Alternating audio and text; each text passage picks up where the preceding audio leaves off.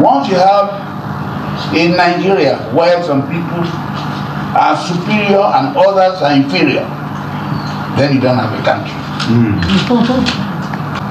The constitution Nigeria has today, even if the person that God gives power to, if that constitution is not changed, all will not be well. So we need the proper restructuring of this country, where everybody will be equal, where appointments will not come from one particular place, and others are just waiting and looking. Our children will never forgive us. It is time to restructure the country back to true federalism as we had it at independence. And for the information of people like Tanko Yakasai, when he says he doesn't understand what he means, there was nothing in our constitution that created 177 and 74 local government in the country, with the majority in the north, minority in the south, and basing the number of local government on the way we are going to distribute our revenue. That was the beginning of the fraud. As a northerner, what restructuring means to you? Nothing. Actually, as you said, it's a vague word. It doesn't have a meaning. When you say you are restructuring, what are you restructuring? What do you want? The topical issue in Nigeria is restructuring. Restructuring my foot.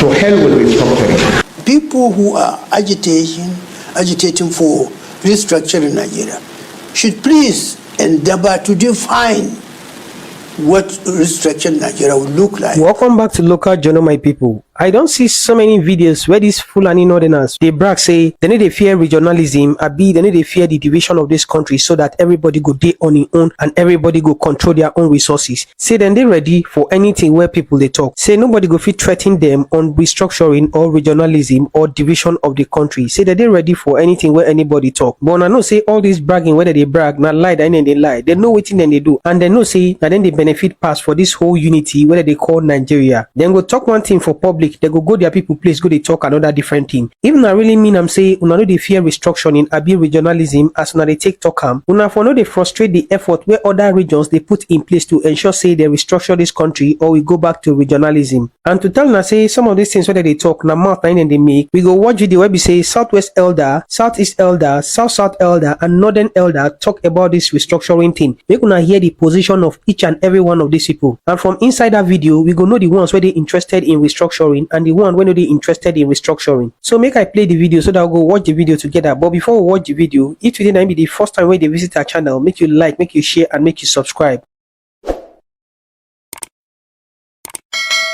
Coronavirus has only come to emphasize the awkwardness of our government. And I think if we are really serious about keeping this country together and making progress, it is time to restructure the country back to true federalism as we had it at independence. On this call, I think I have to elaborate on what Chigodu has said, because some of the opponents of restructuring, like Tako Yakasai, I listened to him. He said he doesn't understand what is restructuring. And that those who are talking of restructuring should tell us what they mean. And I'm sure it is in the country. All the clamoring we have been made in my own interview, in my own instruction, I have been emphasizing that those who don't understand what restructuring is, they should go and read the 1963 Constitution. And I trace it back to the Constitution we are asking for, is what Chief Olo, Amadu Bello, and Sabdana, and Dr. Nnamdi Azikiwe handed over to us at independence.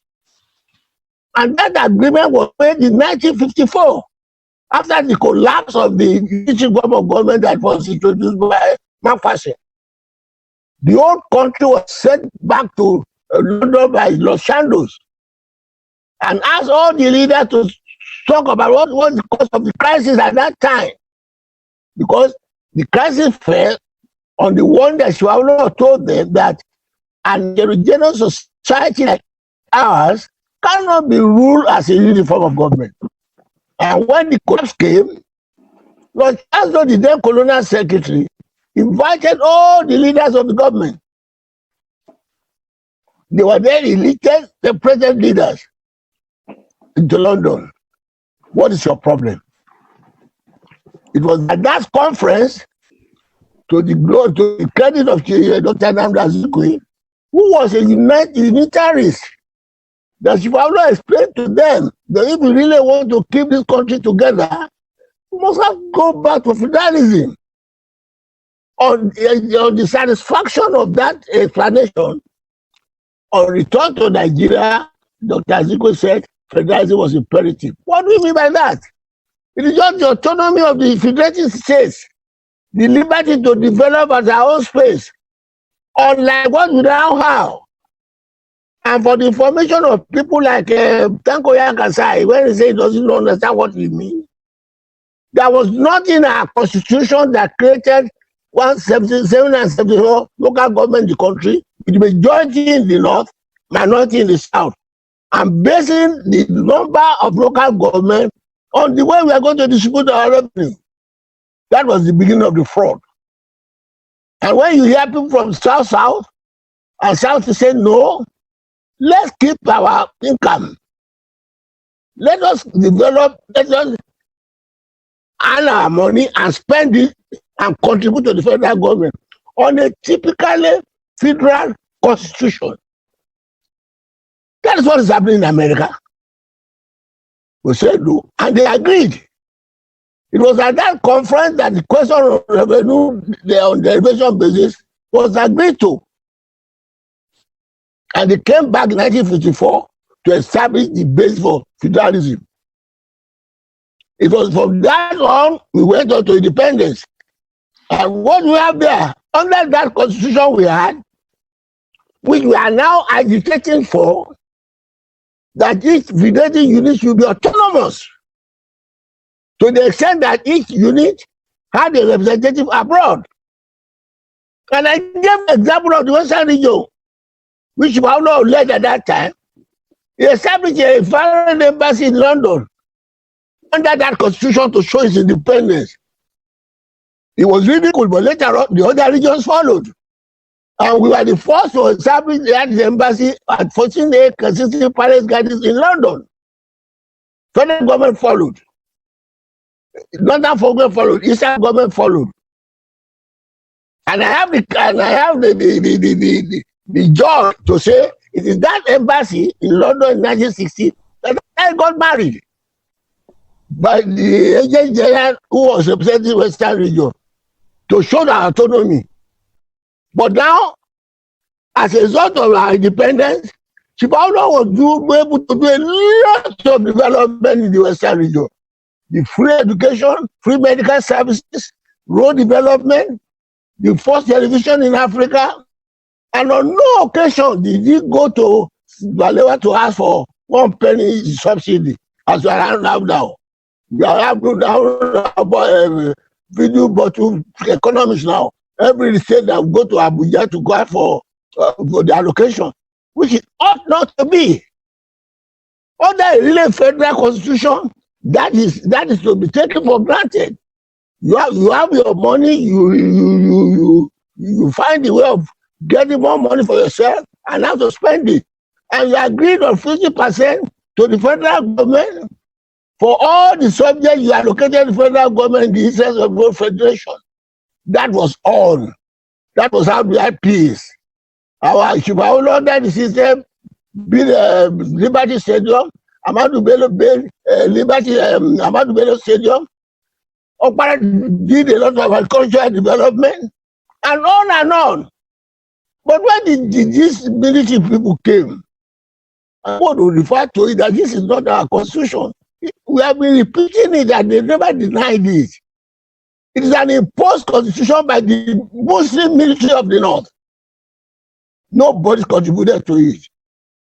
And I often refer to the fact that when General Obasanjo was going to be installed, after the installation of civilian rule, Absalam said he didn't know what was in that constitution before it's falling. So each time we ask him to change the constitution and organize a sovereign national conference, he said, no, I can't change because I am woven to the constitution to which I swore to. And I said, which constitution you swore to? Do you know what was there? This is the situation we're having. As a result, there's the unrest in South because the people who have given us the money, there is no development there. At that time, the income of each region was their own. The Western region had the privilege of having the income from cocoa. The Eastern region through palm kernel, the Northern region through granite. And we are at peace. The local government, the police, and security, as John Wodo said, we're all autonomous and we are living in peace. This was what we had on, and all the development Wodo was referring to during the First Republic that we compare with other regions was under the Constitution. Which came in 1966 and changed the whole thing. And he bullied the country from the center downwards. And nobody can say anything to the contrary. Effective leadership for national growth and development must include on the part of the leader capacity for prudent management of resources, capacity for effective communication, capacity for power sharing or delegation, capacity to motivate both lieutenants and followership, capacity for goal setting and periodic review and adjustment of the goals, capacity to engineer qualitative leadership or elite recruitment, and the capacity for ensuring human or people-centered policies. Nigeria has its peculiar national circumstances, but it shares many of these national circumstances with countries like Malaysia and Indonesia. In the early 1960s, Nigeria and these Asian countries, including South Korea and Singapore, were at a similar stage of national development. But now, apart from Singapore, which has progressed from third world to the first, Malaysia, South Korea, and Indonesia have long surpassed Nigeria, thanks in the main to their leadership. They achieved this feat because of their leadership. Because of their leadership, was able to maximize the leadership factors that I have mentioned above. Little wonder then that Lee Kuan Yew, the late Singaporean president, extolled the importance of leadership in his seminal book, From Third World to First, The Singapore Story, 1965 to 2000, by insisting that leadership, and here I quote him, leadership is more than just ability. It is a combination of courage, determination, commitment, character, and ability that makes people willing to follow. But more specifically and importantly, Nigeria's needs in terms of leadership and good governance must include on the part of the leader, who at present happens to be President Buhari, the ability to prudently harness or apply the nation's human and material resources, deliver on national security, combat corruption, ensure thorough and far-reaching infrastructural transformation through the provision of power, education, health, and transportation, and effectively deal with the challenge of revamping our national economy through its diversification. But above all this, the one message which I have sought to give on other occasions, and with which I want to conclude, is this. If Nigeria is to attain its full potential in national growth and development, and to achieve the desirable level of internal security and political stability, it must, in my view, restructure the existing basis of the country's governance. Instead of the 36 mostly economically unviable federating units with concentrated political power at the center, the country should adopt 6 regions with substantial devolution of powers from the center, thereby create more viable national components of a truly federal republic of Nigeria, on the basis of which it can plan and pursue more efficiently national growth and economic development with a higher level of internal security and political stability. To end what should be Chairman's brief opening remarks, I would like to say that we are fortunate to have as our guest speaker today Dr. Kayode Fayemi, a cerebral former governor of Ekiti State, who has only recently, I believe last week, been confirmed by the Senate as one of our incoming federal ministers. My hope is that the portfolio to be assigned to him will be one that will give the country the benefit of his intellectual prowess. I must also acknowledge the discussants and the moderator, who I hope will facilitate a lively interaction after the lecture. I thank you, ladies and gentlemen, for your attention. I have been in Nigeria, like also you have been, even when we were only 2 units, southern and northern protectorates. And then when we became 3, one western region was separated from the east, and then when we became 12 states, 4 regions. 4 regions, then 12 then states. 12 states, then 19, then 21, then 31, then 36.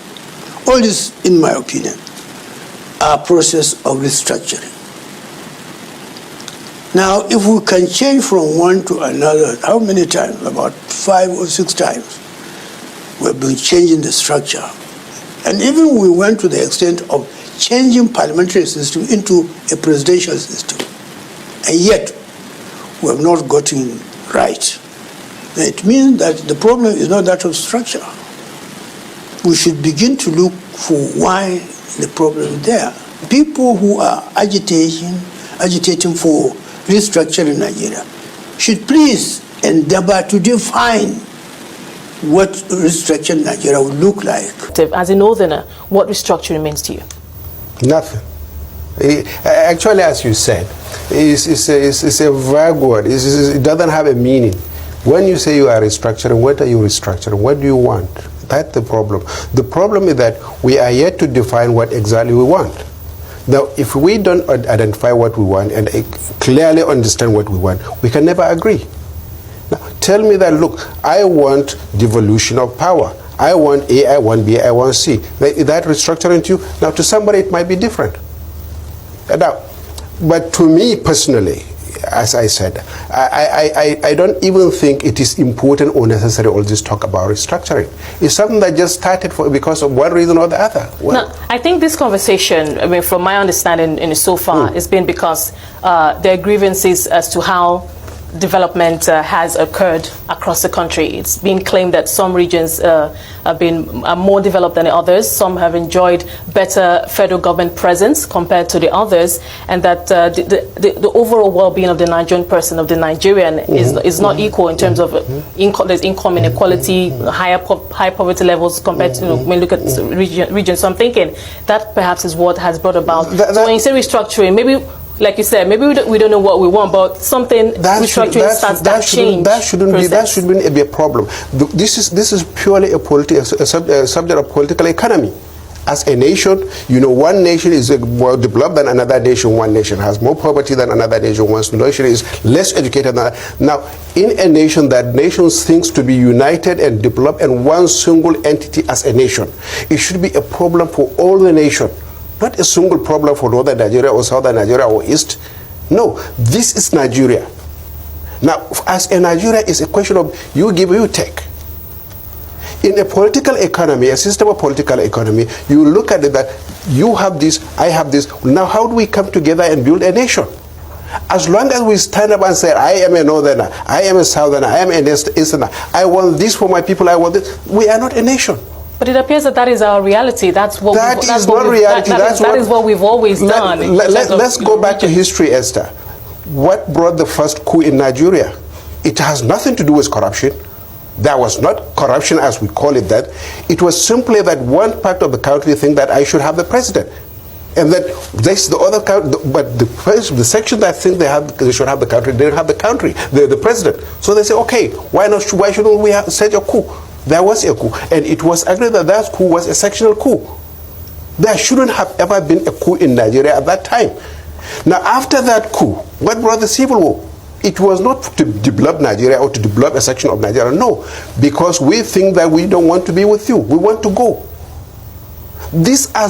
All this talk. Now, when did we start to realize that one section is dominating another one? This is not something of today or tomorrow. We should, ask my own perspective, that we should either try to look at ourselves as Nigerians, build Nigeria where each and every Nigerian will be proud to be a Nigerian and not being proud to be a northerner or easterner or southerner. Yes. Or else we should decide not to be together. We should just decide to each one of us go his own way. That's my point. And some or many are of the opinion that if we are to achieve that, if we are to tell ourselves that we are Nigerians, let us move forward as Nigerians, let's move forward as one entity, equitable and all of that, then we cannot continue with the status quo.